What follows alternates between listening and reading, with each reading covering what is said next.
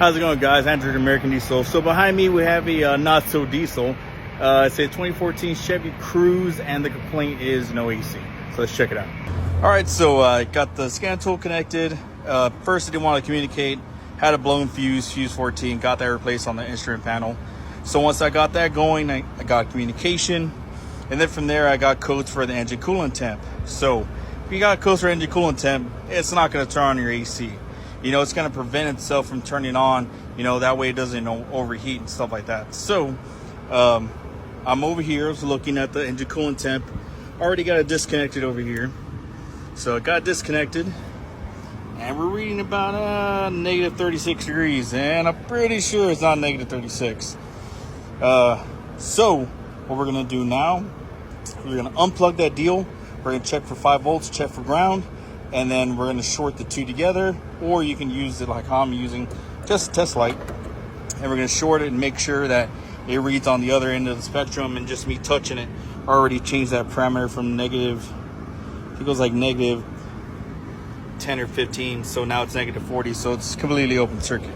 Okay, so let's get this disconnected and check it out. All right, guys, so I got the sensor unplugged. We're gonna check one end of the connector. As you see right there, we got 5 volts, so that's good. With them getting a thermistor, should be 5 volts on one side and a ground on the other. So let's see if we can just gently get in there and see we got a negative there. So we got good ground.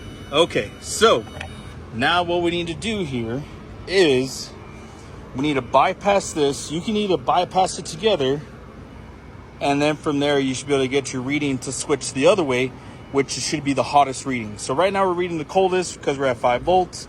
And then once you get it all the way down to ground on that 5 volt reference, you should read it the hottest voltage. All right, so now I got this thing connected down to ground over here. And then I got it back to over here, so 5 volts right there on the pigtail. So all I'm gonna do is just put this in here. So we're gonna pull it down to ground. Okay, pulling that down to ground, and as you can see right there, we're reading the hottest temperature you can read. Okay, so I'm gonna pull it away. You're gonna hear the beep come away. It's gonna go back to negative 40.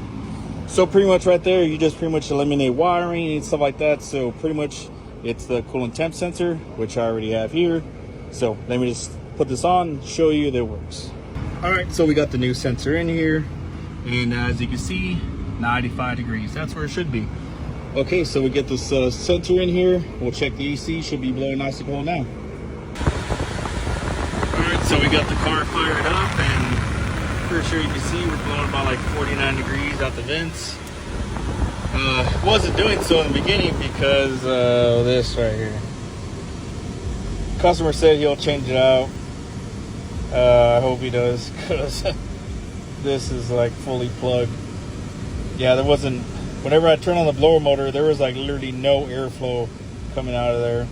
But that wasn't why the compressor was coming on. The compressor wasn't coming on because the engine coolant temp was messed up, because he wasn't getting absolutely no AC. It wasn't like, you know, a low flow that he was complaining of. It was absolutely no AC. So yeah, this coupled with that, and that fixed the problem.